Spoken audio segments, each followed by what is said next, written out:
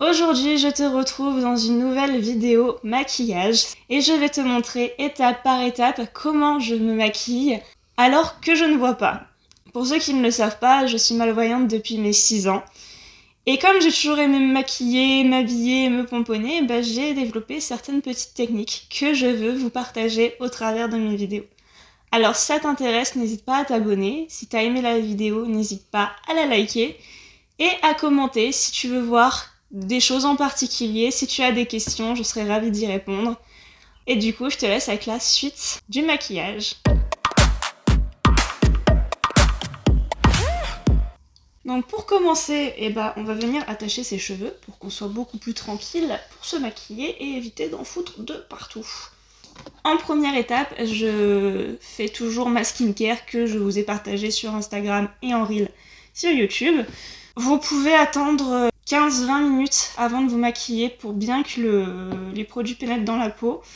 Et ensuite, on peut commencer le maquillage. Donc, je vais appliquer une poudre très légère avec un énorme pinceau sur l'entièreté de mon visage. Pourquoi ? Parce que j'ai le visage qui est quand même très gras.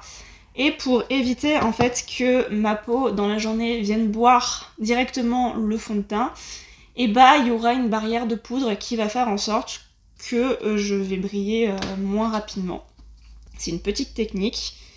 Donc c'est vraiment une couche très légère, ne vous plaquez pas le visage de poudre, pas au niveau des yeux. Je vais mettre un trio de couleurs pour cacher les cernes, les imperfections. Comme c'est la même forme, je peux pas les reconnaître au toucher, donc généralement je vais les ranger dans l'ordre, donc le jaune en premier, après normalement c'est le vert et après c'est le couleur lavande. Je peux peut-être me tromper parce que des fois, ça bouge un peu. Donc je peux aussi vous recommander, si vous voyez pas, de mettre des gommettes différentes ou des étiquettes en braille marquées jaune, vert ou violet. Le jaune que je mets au niveau coin interne, comme ça, voilà, je fais la forme de mon cerne. Ensuite, je vais venir mettre mon vert. Au niveau des boutons que j'ai, donc là je vais me toucher la peau. On va mettre la couleur lavande. La couleur lavande, elle va servir à illuminer le visage. Donc ça, on va en mettre au niveau de la zone T. Là, je vais utiliser mes doigts pour bien intégrer à ma peau. Ensuite, on va passer au fond de teint. Le fond de teint, j'utilise une bébé crème de chez Nivea que je ne vous recommande pas. Enfin, moi en tout cas, je n'aime pas la texture, ni même la composition. Donc là, je vais prendre mes doigts encore une fois, mettre une noisette. Alors en pompe, c'est mieux. Je presse doucement, c'est pour savoir en fait la quantité que je mets. Ensuite, avec une Beauty Blender humide, je vais venir étaler. Donc on va pas aller au niveau des yeux pour éviter de faire un surplus de matière. On va rester vraiment sur le visage. Je descends un peu dans le cou aussi pour éviter les démarcations. Une fois qu'on a fini avec l'étalage du fond de teint, je vais venir mettre mon anti-cerne. Lui, je le reconnais à sa forme. C'est un peu comme un petit tube et au bout, il y a une mousse. Et donc, je vais venir l'appliquer là directement, appuyer. Et il y a du produit qui sort, je tapote. Et je vais venir lisser au niveau de ma paupière pour me créer une base. Donc voilà, avec le surplus que j'ai sur mon embout mousse, je vais venir faire les petits boutons que j'ai. Ensuite, je vais venir poudrer l'ensemble de mon teint. Et là, j'utilise la poudre de chez Léa Nature à Leclerc, elle est disponible. Elle n'est pas excessivement chère, elle est très bien. Alors par contre, du coup, je l'ai saignée. Je prends mon pinceau et je tapote. Quand vous appliquez votre poudre, tapotez. Comme ça, vous êtes sûr que la matière en dessous ne va pas se déplacer. Je ne fixe pas ce que j'ai mis sur mes paupières pour que ça reste collant. Ça, on s'en occupera tout à l'heure. Ensuite, avec la houppette qui est fournie avec, bien vérifier que tout soit bien poudré. Donc je repasse en tapotant. Et au toucher, on va sentir que c'est poudré. Parce que la houppette ne va pas coller. Une fois qu'on a fini le plâtrage, on va venir s'occuper de mettre un peu de couleur à notre teint parce que là on ressemble à une feuille de papier vierge. Donc on va venir appliquer le blush au niveau de l'extérieur.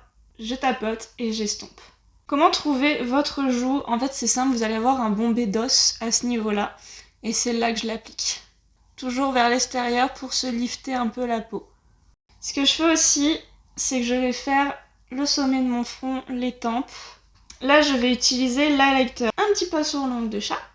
On va l'appliquer vraiment au sommet de la joue, comme ça, vers l'extérieur. On en prend un petit peu, on tapote encore pour l'extédant.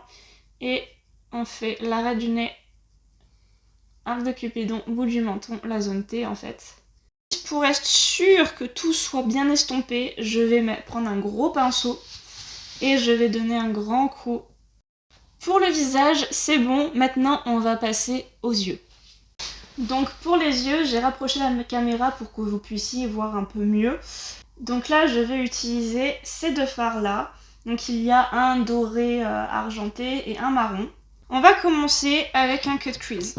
Donc pour le cut crease, il vous faut déjà un pinceau biseauté. Le poil en fait il va monter et pas être droit, donc on le reconnaît au toucher. Donc je vais utiliser celui-là parce qu'il faut que ce soit très précis. Je vais vraiment me mettre comme si c'était mon doigt qui allait le faire.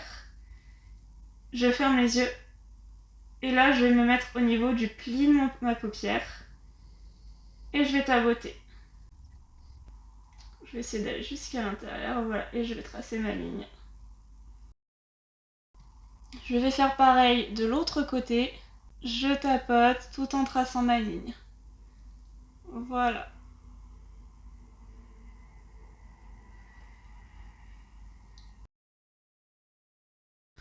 Ensuite, je vais garder dans ma main mon pinceau biseauté, mais je vais prendre un autre pinceau, un pinceau plat, et je vais venir prendre la couleur la plus claire. Et je vais venir tapoter de l'intérieur jusqu'à l'extérieur en remontant jusqu'à mon pli paupière. Donc je risque d'effacer ce que j'ai fait un petit peu, mais c'est pas grave, on reviendra après. Et là, vers le coin externe, j'estompe un peu. J'en remets, pareil, je tapote jusqu'à mon coin, enfin jusqu'à mon pli paupière. Et là, j'estompe. Je fais pareil de l'autre côté. Alors, le problème d'un maquillage à l'aveugle, c'est que la symétrie, elle sera pas parfaite. Là, je vais reprendre mon pinceau biseauté, reprendre un peu de marron et repasser sur ce que j'ai fait avant.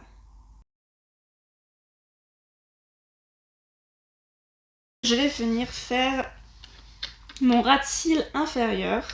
Je vais venir appliquer la matière en estompant pour que ce soit vraiment quelque chose de très flouté. Et je vais remonter un petit chouille, voilà, comme ça, pour bien faire un regard qui monte. Quand vous estompez, n'hésitez pas vraiment à descendre bas. Vous avez un creux en fait qui va se former dans votre ras de cils inférieur. Vous pouvez descendre jusque là. Ensuite, je vais venir mettre mon liner. Donc j'utilise un liner en feutre. Et là, on va commencer au milieu de l'œil. Et faire des petits à-coups au ras de cils jusqu'au coin interne. Donc on reste bien sur le ras de cils. Voilà, et on revient au coin externe. On revient au coin externe tout en suivant le ras de cils. Et là, du coin externe, je reviens vers l'intérieur. Là, j'ai fait mon ras de cils. Ensuite, pour les lettres, là, ça va être plus compliqué.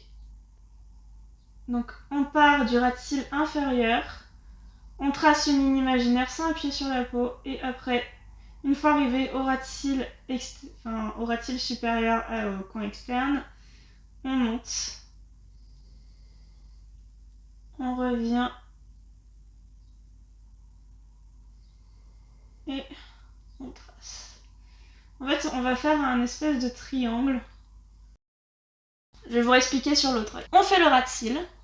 En suivant son ras de cils, on va jusqu'au coin interne. Ensuite, du coin interne, pour être sûr que ça est marqué, on va jusqu'au coin externe. Ensuite, avec l'aide du ras de cils inférieur, on se place, on monte, on redescend en faisant un triangle. Et on relie le tout. Ensuite, je vais pouvoir passer au mascara. Et quand je vais au coin externe, je rentre mes yeux, je tourne les yeux vers le coin opposé. Pour les sourcils, je vais utiliser un mascara et je vais tout simplement y passer pour enlever l'excédent de poudre qu'il y a dans les sourcils et les redessiner. Pour les lèvres, je vais utiliser un crayon couleur framboise. Alors pour mes lèvres, je t'explique en voix off parce que c'était pas facile d'expliquer en se faisant les lèvres. Donc je vais commencer de la partie donc de ma lèvre inférieure, la partie le plus bombée, et je vais commencer du milieu pour revenir jusqu'à ma commissure. Et je vais faire pareil, je repars du milieu jusqu'à mon autre commissure pour tracer correctement et puis je viens remplir. Pour la lèvre supérieure, ça va être un peu le même principe. Je vais partir du milieu du cœur de ma lèvre supérieure, tracer, suivre la limite de ma lèvre jusqu'à la commissure et je vais faire pareil de l'autre côté, remplir à l'intérieur puis pincer mes lèvres. Et voilà, mon maquillage à l'aveugle est terminé. J'espère qu'il te plaît, que tu as appris pas mal de choses niveau technique de maquillage et technique à l'aveugle. Je te ferai d'autres vidéos avec la même palette que j'ai utilisée, la duo, fard duo marron et doré, pour te montrer d'autres formes qu'on peut faire avec seulement 2 fards et des techniques, encore une fois, à l'aveugle. Alors, le maquillage n'est peut-être pas forcément parfait, il peut y avoir des chutes, il peut y avoir quelque chose de trop intense, c'est pour ça que généralement, je redonne toujours un coup de pinceau à la fin. Le liner ne peut pas être forcément symétrique, il peut y avoir des petites imperfections, des petites taches, etc.